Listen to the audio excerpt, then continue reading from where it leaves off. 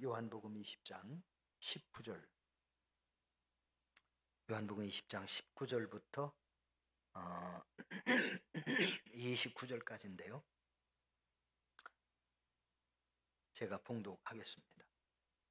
이날 곧 안식 후 첫날 저녁 때에 제자들이 유대인들을 두려워하여 모인 곳의 문들을 닫았더니 예수께서 오사 가운데 서서 이르시되 너희에게 평강이 있을지어다. 이 말씀을 하시고 손과 옆구리를 보이시니 제자들이 주를 보고 기뻐하더라. 예수께서 또 이르시되 너희에게 평강이 있을지어다. 아버지께서 나를 보내신 것 같이 나도 너희를 보내노라. 이 말씀을 하시고 그들을 향하사 숨을 내쉬며 이르시되 성령을 받으라.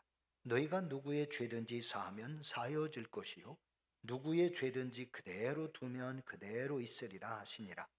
12 제자 중에 하나로서 디두모라 불리는 도마는 예수께서 오셨을 때에 함께 있지 아니한지라. 다른 제자들이 그에게 이르되 우리가 주를 보았노라 하니 도마가 이르되 내가 그의 손에 못자국을 보며 내 손가락을 그 못자국에 넣으며 내 손을 그 옆구리에 넣어보지 않고는 믿지 아니하겠노라 하니라.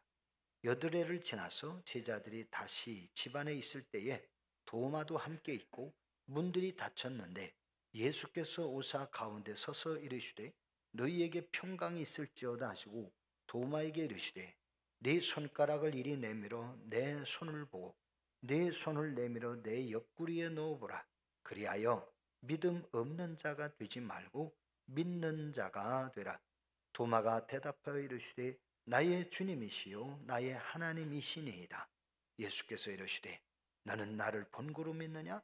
보지 못하고 믿는 자들은 복되도다 하시니라. 아멘. 지난 부활절 감사 예배를 드리고 부활절 다음 주일에는 어떤 믿음과 관련된 말씀을 전해야 될까 생각하다가 부활에 대하여 증언을 듣고도 반복해서 듣고도 믿지 못했던 도마가 생각이 나서 이 본문의 말씀을 택하게 됐습니다. 주 예수님께서 부활하시는 날은 안식 후 첫날이었고 이른 새벽 아직 컴컴한 시간에 성경에 보면 마리아와 다른 여인 두 사람이 막달라 마리아와 다른 여인 두 사람이 예수님의 무덤을 향하여 갔었다고 지난 부활주일에 말씀드렸습니다. 그 여인들이 부활하신 예수님을 만났고 제자들에게 와서 예수님 부활하셨다고 전했지만 제자들은 그 부활 소식에 대하여 믿으려고 하지 않았댔습니다. 그리고 그날 저녁, 부활하신 날 저녁 예수님은 여러 명의 제자들이 있는 그 방에 찾아오셨습니다. 아마 그 방이 다락방이었을 것입니다. 어쩌면 마가의 다락방이라고 하는 그곳이었을 겁니다. 그런데 그곳에 찾아왔을 때에 그곳에 있었던 제자들은 부활하신 예수님을 만났어요. 그 말씀이 바로 오늘 본문 19절부터 23절까지의 말씀이죠. 그런데 바로 그 자리에 디두모라고 하는 도마라는 사람은 없었습니다. 예수님을 만난 제자들이 이제 도마가 그곳에 오니까 야 도마야 우리가 부활하신 예수님 만났다. 예수님이 이곳에 오셨어. 그렇게 말을 했지만 도마는 그 이야기를 듣고도 믿으려 하지 않았습니다.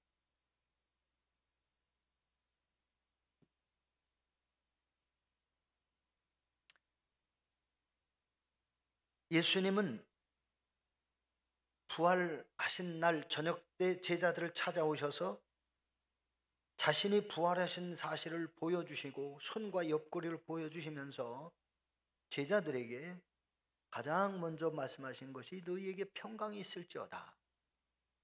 그렇게 평강에 대한 샬롬 하는 말씀으로 제자들에게 부활 인사를 하신 거지.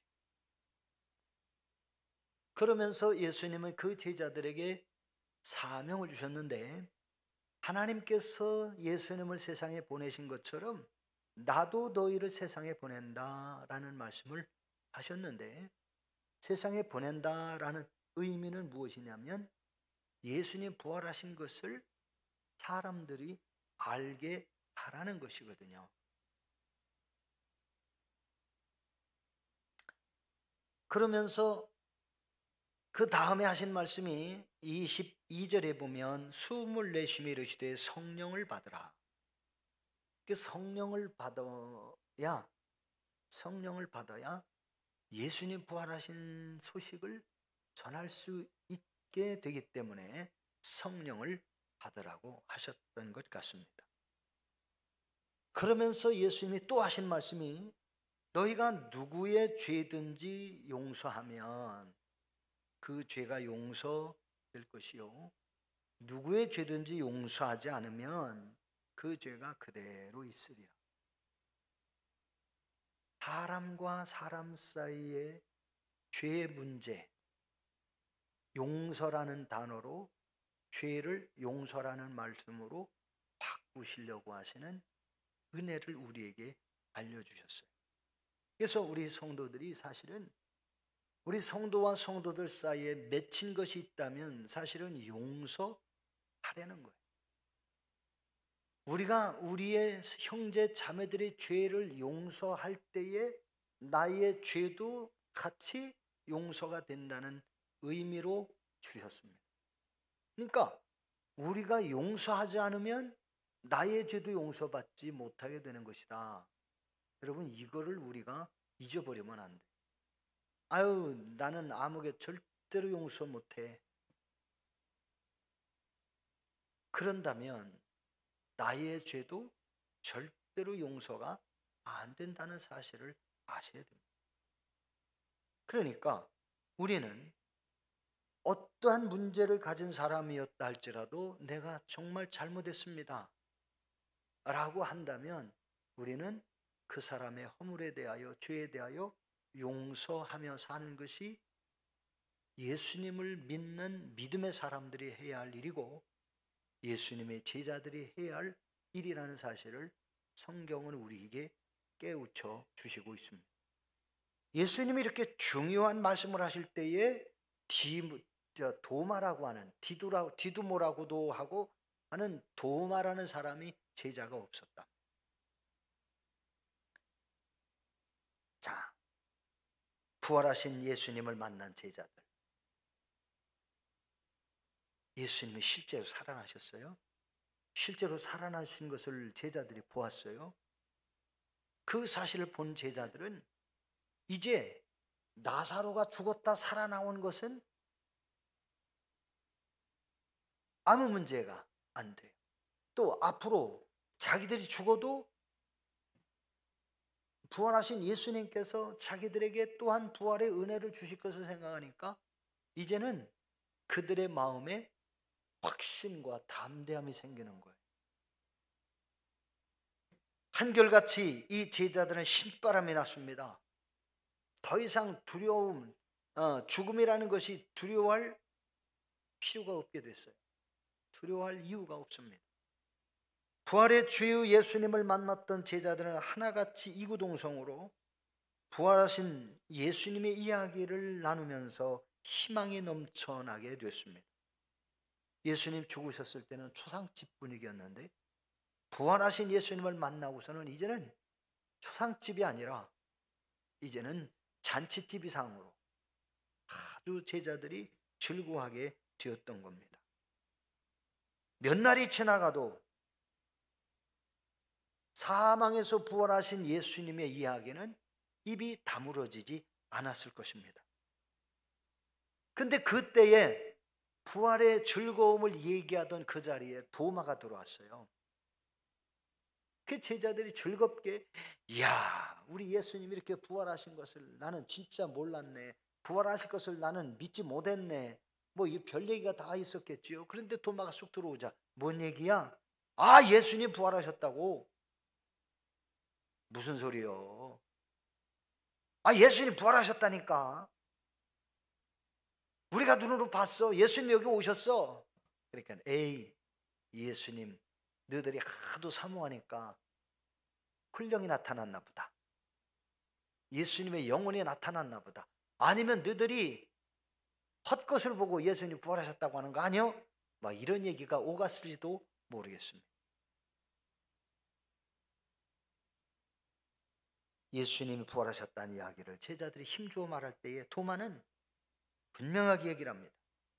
나는 내 손으로 예수님의 못자국과 옆구리의 창자국을 손을 넣어서 만져보지 않고 내 눈으로 보지 않고서는 나는 예수님이 부활하셨다는 믿을 수 없다라고 단호하게 얘기를 한 겁니다. 다시 말하면 도마는 주 예수님의 부활 소식을 듣고도 믿지 못했고 제자들이 한결같이 부활하신 예수님을 만났다 이곳에 오셨다고 하더라도 도마는 믿지 못했어요. 왜요? 인간의 이성, 사람의 생각, 그리고 도마 자신의 그 고집이라고 할까요? 교만이라고. 바로 그런 것이 도마의 마음을 열지 못하고 있었습니다. 그러니 부활하신 예수님을 믿을 수가 없었습니다. 여러분은 어떠십니까? 여러분은 정말 주 예수님이 부활하신 것을 믿으십니까? 아주 오래전 저의 선배 목사님이 서울에서 목회하는 목사님이 계세요. 그런데 그 목사님이 서울 여의도 광장에서 부활절 연합예배를 드리는 연합예배에 참석을 했다고 합니다. 그 연합예배에 참석해서 이 목사님이 놀라운 모습을 발견했어요. 그 부활절 연합예배 드리는데 까까머리 주님께서 승복을 입고 그 새벽에 부활절 연합예배에 참석을 한 거예요. 저는 초파일 날 절에 가가지고 뭐 그렇게 가서 같이 그냥 뭐 하고 그러는 거는 가본 적도 없어요. 가고 싶지도 않고. 그런데 까까머리 주님께서 부활절 연합예배 새벽 예배에 승복을 입고 홀딱 머리 깎은 모습을 가지고 연합예배에 앉아가지고 참석하면서 그대로 그 행사를 따라가는 거예요. 그러니까 이 목사님이 그 목사님 이름이 전태규 목사님이라는 분인데 이 양반이 하도 신기해가지고 이 양반이 그냥 못 지나가요. 뭘 보면. 그러니까는 가가지고 물은 거예요. 스님은 어떻게 우리 부활절 연합예배에 이렇게 오셨습니까? 라고 얘기를 했더니요. 이 중이 뭐라고 대답하냐면 나는 기독교의 부활도 믿습니다. 이야, 나는 기독교의 부활도 믿습니다. 그 얘기를 확실하게 하더라는 거예요. 그래서 왔다는 거예요. 그러면 이 사람은 지금 뭡니까? 자기는 부처도 믿고 기독교의 예수님 부활도 믿고 그러면 부활이라는 얘기는 기독교는 예수님이 곧 하나님이라는 얘기인데 예수님이 하나님이라는 사실을 믿는다는 건데 이 사람은 부처도 믿고 기독교의 예수님도 믿어요. 두 가지를 다 믿어요. 한 가지 믿는 것보다 두 가지 믿는 게 더 좋은가요? 여러분, 어디서 이런 현상이 나타났을까? 제가 생각을 해봤어요. 그게 바로 천주교에서 말하는 종교다원주의. 부처를 믿어도 하나님께 가고 무당을 따라가도 하나님께 가고 예수님을 믿어도 하나님께 가고 저기 증산도의 증산을 믿어도 하나님께 가고 이만희를 따라다녀도 믿어도 하나님께 가고 전도관의 박태선을 믿어도 하나님께 가고 안상홍 자기가 하나님이라는 자를 믿어도 하나님께 가고 그런 거예요. 종교다원주의를 믿는데 이거를 세상에 나쁜 말로 말하면 죄송합니다. 용서하고 들어주세요. 창녀와 같다.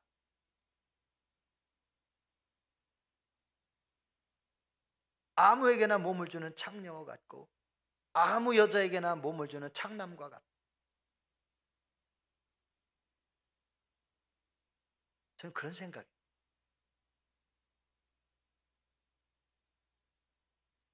여러분, 승려가 기독교의 부활을 믿는다고 하면서 동시에 부처를 믿고 있습니다. 그 믿음이 뭐예요?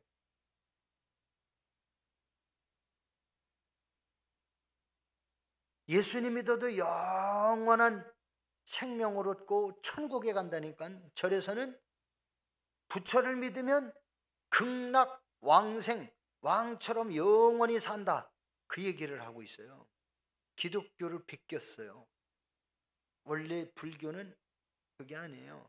죽으면 소로 태어나던가, 죽으면 사람으로 태어나던가, 죽으면 지렁이로 태어나던가, 죽으면 파리로 태어나던가, 모기로 태어나던가, 윤회거든요. 그런데 우리 기독교에서 예수 믿어 천국 간다니까 저들도 천국이라는 말은 쓸 수가 없고 극락이라고 표현을 했어요. 사랑하는 성도 여러분, 기독교에는 부활이 있으니 참 생명과 영생의 복을 누리게 됩니다. 그러나 불교에는 부활이 없으니 영원한 멸망과 저주의 삶을 살아가는 거예요. 기독교와 불교가 다르고, 기독교와 유교가 다르고, 기독교와 힌두교와 다른 것은 기독교에는 부활이 있어요. 다른 종교에는 부활이 없어요. 그래서 부활이 있기 때문에 기독교는 영생이 있는 거예요. 우리 기독교에서 부활을 빼면 아무것도 남는 게 없습니다. 아무런 의미가 없어요. 우리 기독교가 가장 기뻐하고 가장 소중하게 여겨야 할 명절은 그렇기 때문에 부활절이라고 해도 틀린 말이 아니에요. 성탄절이 첫 번째 명절이라면 부활절은 성탄절, 하나님이 세상에 인간으로 오신 모습을 더 확실하게 우리에게 보여주신 부활절이 더 분명한지. 그 이유는 인간의 가장 큰 불행을 가져오는 죄와 죽음의 문제를 하나님의 아들로 오신 예수께서 사망 권세를 이기시고 부활하심으로 영생의 첫 열매가 되어주셨기 때문입니다. 인간 세상에 죽음의 문제가 온 것은 인류 조상 아담으로부터 시작된 불순종의 죄값이 사망이기 때문입니다. 주 예수님께서 십자가에 죽으신 이유가 우리의 죄를 대속하시려고 십자가에서 피 흘려 죽으심으로 우리가 받아야 될 영원한 저주의 형벌을 예수님이 대신 받으셨기 때문에 우리는 죄에서 자유함을 얻는, 용서받은, 죄를 용서받은 의인이 된 겁니다. 그러니까 우리가 이제 하나님께 기도할 때요, 이 죄인이 그러지 마세요. 죄와 허물로 죽었던 죄인을 하나님의 사랑과 예수님의 보혈로 하나님의 자녀가 되게 하셨으니 하나님 감사합니다. 하나님의 자녀인 저를 하나님이 보호해 주시고 인도해 주시고 은혜 주시고 복 주시니 감사합니다. 그래야죠. 말끝마다 죄인이 그러면 되겠어요? 만일 주 예수님께서 사망 권세를 이기시지 못하고 부활하지 못하셨다면 주 예수님의 십자가의 고난을 입고 오신, 육신의 일 입고 오신 성탄절도 다 의미가 없어요.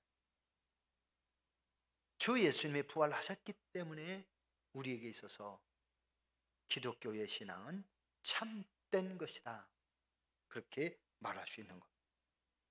만일 우리가 부활을 믿지 않는 신자가 있다면, 우리 중에 부활을 믿지 않는 신자가 있다면 그 사람은 집사님이든 장로님이든 목사님이든 종교인으로서의 어떤 기독교에서의 행세는 할 수 있는지 모르지만 그 영혼이 구원받을 수는 없다는 사실을 아십니다. 주 예수 그리스도가 우리의 죄와 허물을 사시고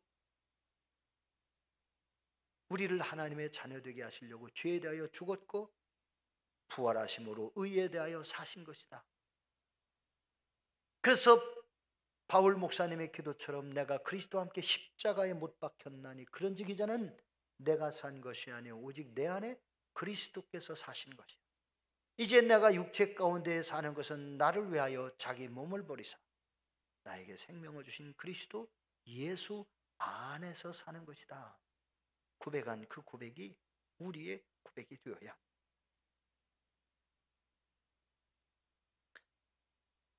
만일 부활을 믿지 않는 교회가 있다면 그런 교회는 참다운 교회가 아니며 인간 사회 집단에 불과합니다. 부활을 믿지 못하는 기독교인은 기독교인이 아닙니다. 사도행전에 나오는 사도들의 설교와 전도는 십자가와 부활이 중심을 이루었습니다. 기독교의 복음의 중심 메시지는 바로 십자가와 부활입니다.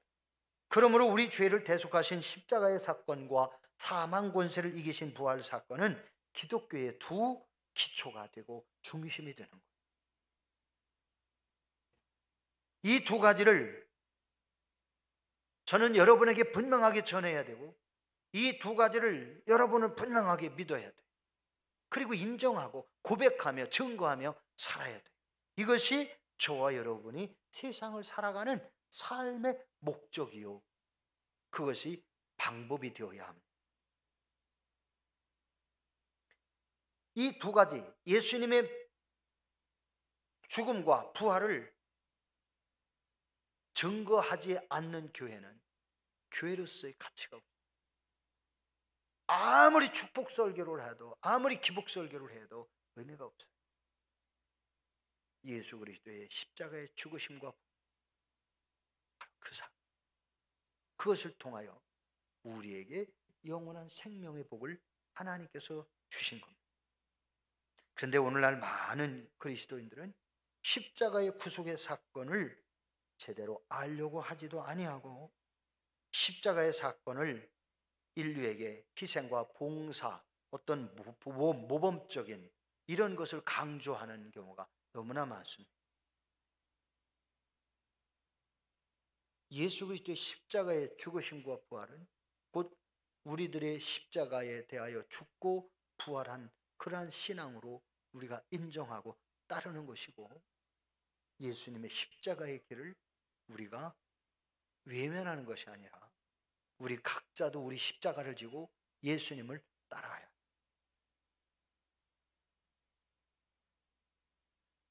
교회가 살고 민족이 살고 이 나라가 사는 참된 비결이 무엇일까?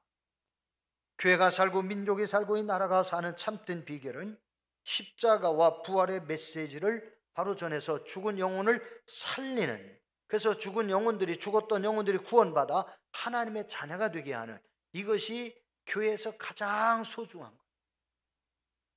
이것이 목회자의 목회 사역의 핵심이 되어야 합니다.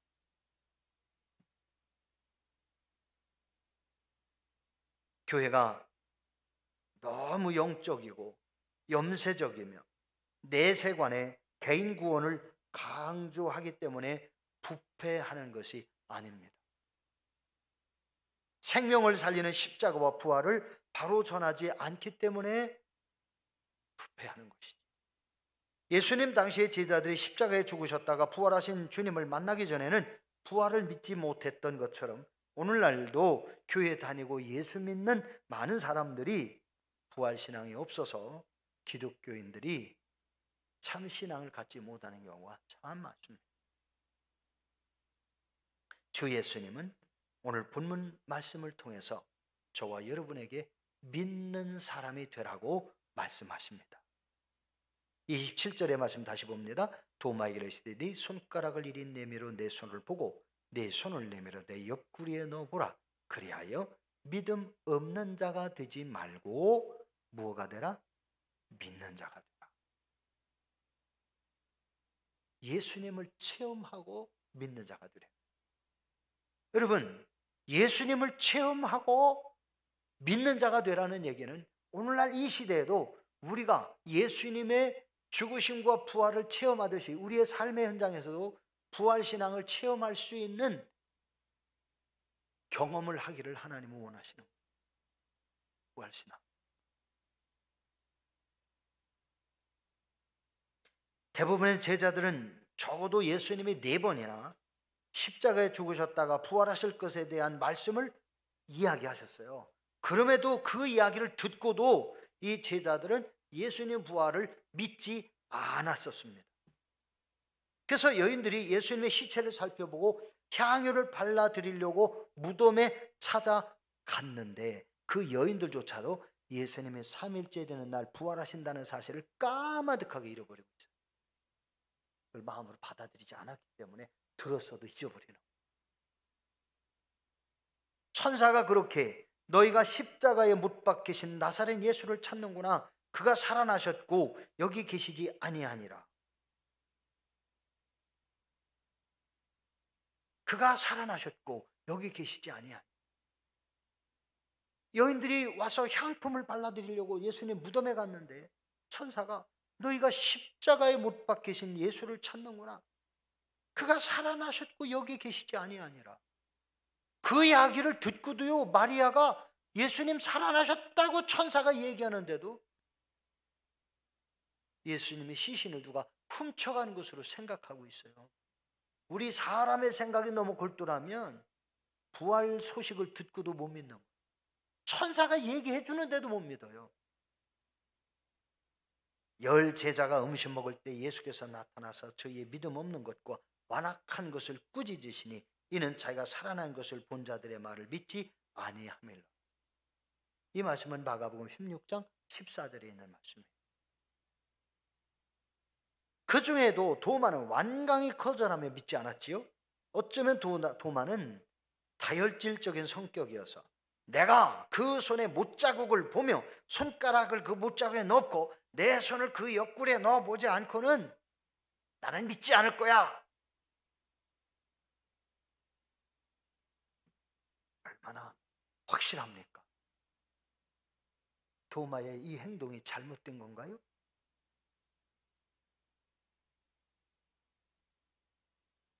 도마의 심리 상태를 보면 아주 철저한 사실주의자, 그리고 또 철저한 회의주의자래요. 죽었으니 끝이다라는 거예요. 부활한다고 했지만 본인이 죽었는데 어떻게 살려? 이런 생각했는지도 모르고, 지금까지 살아서 부활해가지고 산 사람이 있어? 없죠. 나사로가 물론 살았지만 예수님이 살렸지요. 근데 예수님 본인이 죽었지요. 근데 본인이 살아나요? 불가능이야. 있을 수 없어. 그렇게 믿었던 것 아니겠습니까? 신학자 화이트로라고 하는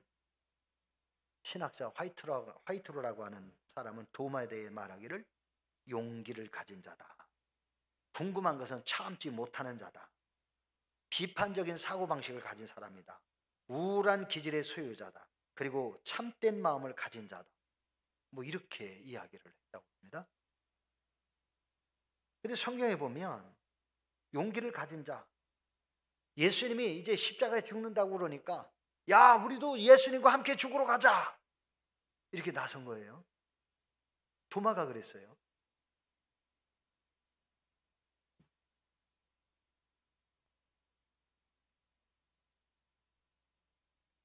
예수님과 죽으러 가자. 농담처럼 들리십니까? 얼마나 용감합니까? 이렇게 의심이 많고 부정적이며 비판적인 다혈질적인 도마이지만 예수님은 도마의 의심을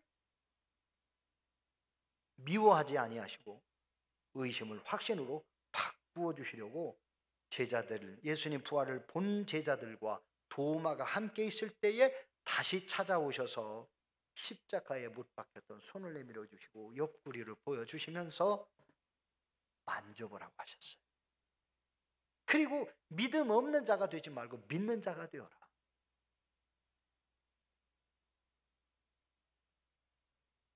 도마에게 확실한 믿음을 갖게 해주시려고 예수님은 도마에게 다시 찾아오신 거예요. 그래서 예수님은 보지 못하고 믿는 자가 더 복되다고 말씀하셨는데, 여기 말씀해 보니까 네 손가락을 이리 내밀어 보고 네 손을 내밀어 내 옆구리에 넣어보라. 그리고 믿음 없는 자가 되지 말고 믿는 자가 되라. 믿음 없는 자가 되지 말고 믿는 자가 되라. 그러자 도마는 그래요 예수님 내가 만져볼게요 하고 쫓아가서 손을 만져보고 옆구리를 걷어치고 옆구리를 만져보았다는 내용이 성경에 없어요. 예수님이 그 말씀을 하시는 순간 이 도마는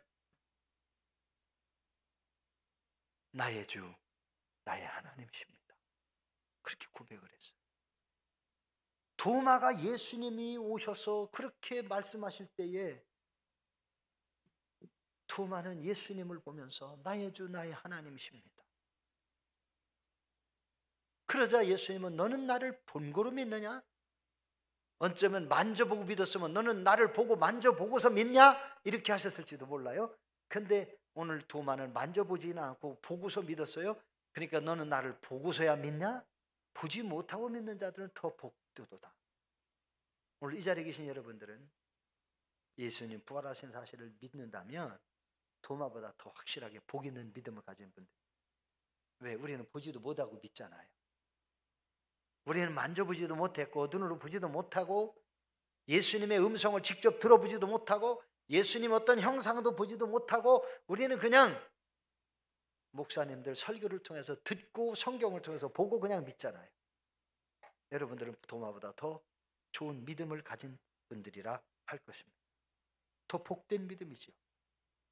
우리에게 있어서 믿음은 참으로 소중합니다. 금보다 귀하고 세상의 어떤 부하보다도 귀중한 것이 믿음입니다. 성경은 말씀합니다.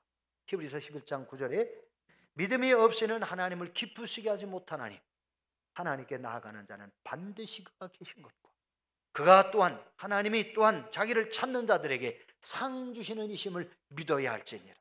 우리가 믿는 하나님은 그냥 말로만 믿는 하나님이 아니에요. 하나님이 실체로 계신 하나님이에요. 하나님이 실체로 계시다. 빌립보서 2장 6절에 보면 그는 근본 하나님의 본체이시다.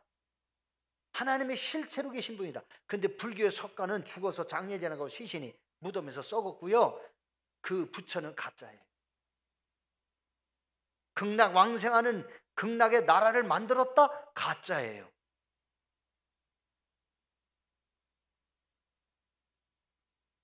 믿음이 없이는 하나님을 기쁘시게 할 수도 없고 믿음이 없으면 죄 사함도 받을 수 없으며 믿음이 없으면 구원받을 수도 없습니다.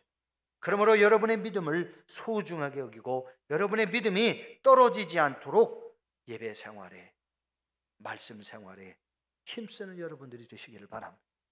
여러분들이 주 예수님의 은혜를 체험하고 능력을 체험하고 생명을 체험하려면 말씀을 믿고 하나님께 기도하면서 여러분이 믿고 기도한 것을 체험으로 좀 경험하셨으면 좋겠어요.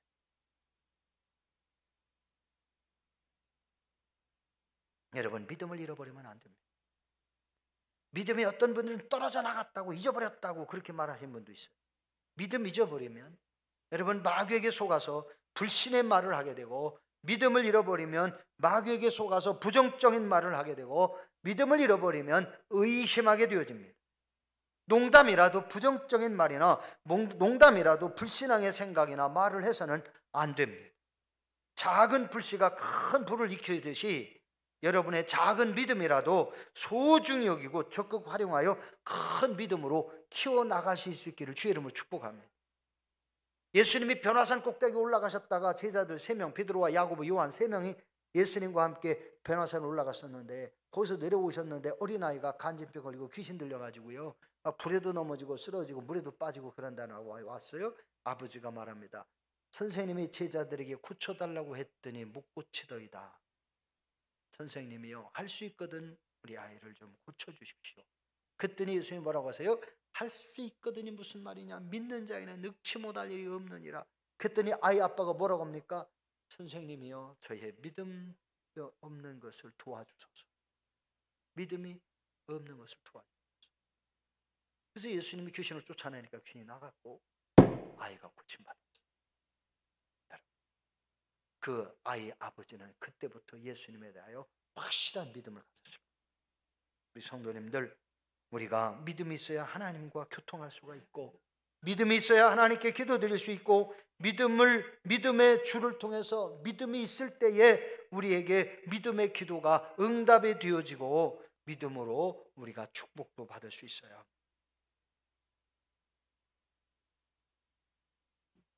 부활신앙은 가장 중요합니다. 부활을 믿지 못하면 영생도 구원도 받을 수 없고 모든 믿음의 것은 가짜가 되고 말아요.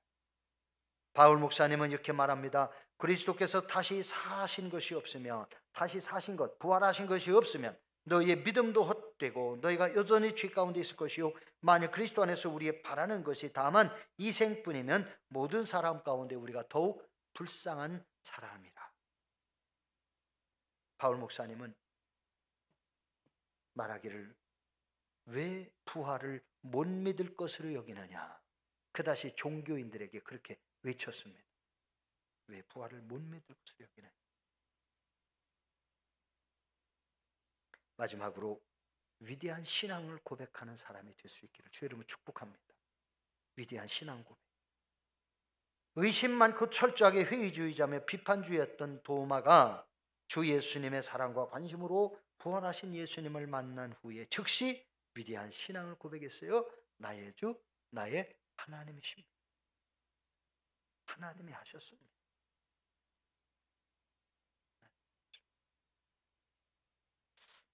며칠 전에도 우리 교회 어떤 권사님이 교회를 오시면서 그런 얘기를 하시더라고요. 목사님 와서 교회 진두지하거나 하는데 교회가 이렇게 져줄 줄은 꿈에도 생각을 못했대요.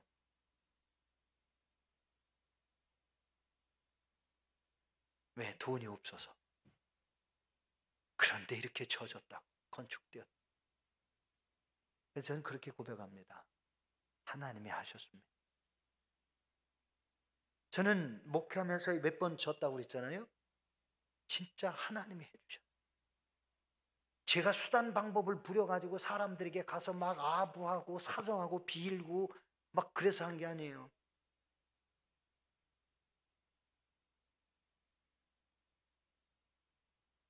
아니 제가 그렇게 했다니까 사람들이요 안 믿어요. 누가 돈을 많이 빌려준 줄 알아요. 우리 교회 말고 대전서부터. 어떤 분은요, 제가 교회를 졌다고 빌딩 교회를 바로 그 다음에 또다시 졌더니 뭐라고 했느냐, 처갓집이 부자라 장모님이 다 져줬대야. 장인어른이 다 져줬대. 근데 대전 송촌 장로교회가 그래요. 진짜 처갓집이 엄청난 부자였어요. 땅이 엄청 많았어요. 수십억 보상을 받았어요. 그래서 교회를 20m에 다 져줘버린 거야. 땅까지 사가지고. 대전 송촌 장로교회. 제가 박경배 목사 그 전에 가까이 지냈습니다. 잘 알아요. 근데 저희 교회도 그렇게 된 줄 알고 사람들이 그렇게 얘기를 하더라고. 아니에요. 솔직히 말씀드리면 초창기에 땅값이 없어가지고요, 우리 장인 장모님한테 가서 무릎 꿇고서 빌어가지고 그때 6천만 원 빌린 거 외에는 아무것도 없어요. 그리고 그거요 10달도 안 돼서 다 갚았어요. 이자까지. 근데 이자 그만두라고. 아니라고. 목사와 권사님과 약속이니까 내가 드려야 된다고. 그랬더니 이 양반들이 몽땅 헌금하시더라고. 그 헌금한 거 내 거가 아니잖아요. 아니 이자 받은 거 차 사주신다고 하는 거를 내가 그만두라고 했어요. 그래서 그거 몽땅 헌금하시더라고. 그게 뭐 나는 드렸잖아요. 헌금은 당신들이 하신 거고. 그리고 교회 짓는 거는요 한 푼도 어디서 빌리지도 않았어요. 하나님이 해주시고 은행에서 대출. 그리고 그 해에 또다시 새 성전 건축 계획을 해가지고요 340평 빌딩 교회를 지면서 말 그대로요 땅값 2억 5,400인데 돈은 2억밖에 없었어요. 그런데 그걸 2억의 땅값 5,400 빚이잖아요.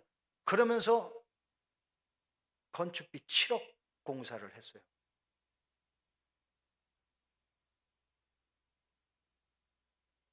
그랬더니 그 빌딩 교회를 처갓집이 돈 많아가지고 다 져줬다고 소문 났더라고. 나쁜 소문보다 좋은 소문이니까 좋긴 한데 여러분 하나님이 해주셨어요. 우리 교회도요 하나님이 해주셨어요. 우리 교회 뭐 엄청나게 빚 많다고. 여기 한 두세 분만 땅 팔고 집 팔고 그러면 다 갚고도 남어. 내가 팔으라고 안 해야 시험 드니까. 실제 두세 사람이 마음 딱 먹어 팔면 그거 3억 못 합니까? 3억 800밖에 안 남았어. 작년에 3천 갚고 지금 3,700인가? 그래가지고 어쨌든 이제 6,700인 걸 막 갚았는데 3억 7,500에서 금년에 3,700 갚으려는 전 생각도 못했어요. 연말에 가서 한 3, 4천 갚으려나 그랬더니 지금 4월 달인데 3,700을 갚았다고요. 하나님이 여러분의 마음을 움직여 주시고 또 복 주시고 은혜 주시니까 하나님이 헌금할 마음도 주시고 하시니까 갚았잖아요. 앞으로 하나님이 더 크게 해주실 텐데 교회도 다 채워주실 거고 여러분 불신령을 구원할 겁니다. 코로나 사태 때문에 마스크 쓰고 다니냐고 고생하시는데 마스크 쓰면서 전도하니까 사람들이 도망가요.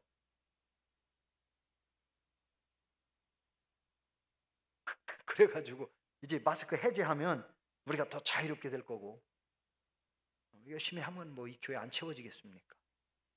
저는 맨손 가지고 개척을 하고 교회도 채우고 해봤는데 여러분 하나님의 은혜로 하는 거예요. 하나님이 해주세요. 저는 뭐 걱정하지 않습니다. 위대한 신원 고백 하나님이 하십니다. 하나님이 하셨습니다. 앞으로도 하나님이 하실 겁니다. 여기 정찬근이 아무것도 아니에요. 그냥 심부름만 하는 거예요. 하나님이 하시는 거예요. 여러분 우리는 아무것도 아니에요. 하나님 하시고자 하면 얼마든지 돼요.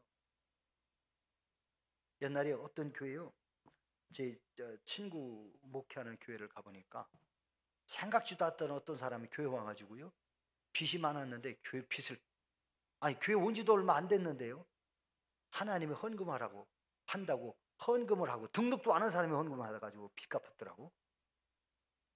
하나님이 이 교회에 왔는데 목사님을 만나라는데 왜 그러니까 빚 갚으라고 하신대요. 근데 그 빚이 얼마 있는지도 몰라. 근데 목사님한테 목사님 묻는 거예요. 온지도 등록도 안 한 사람이 목사님 하나님이요 내가 봐서 기도했는데 빚 갚으래요. 뭐예요? 그래 얼마예요? 그러니까 얼마라고 그랬더니 이 사람이요 두 말 담고 가더니 빚부터 갚았더니 그러면서 뭐라 하면 내가 갚았다 소리 누구한테도 하지 마세요 그러대. 그리고 나중에 그 교회 등록을 하는데 절대로 그 교인들한테 어느 누구도 누가 갚았다 소리 안 하고 자기는 하나님 앞에 상 받아야 되겠다고 하더라는 거예요. 여러분 이게 얼마나 멋있어요. 하나님이 교회에 보내주시니까 빚도 하루아침에 그냥 갚더라고.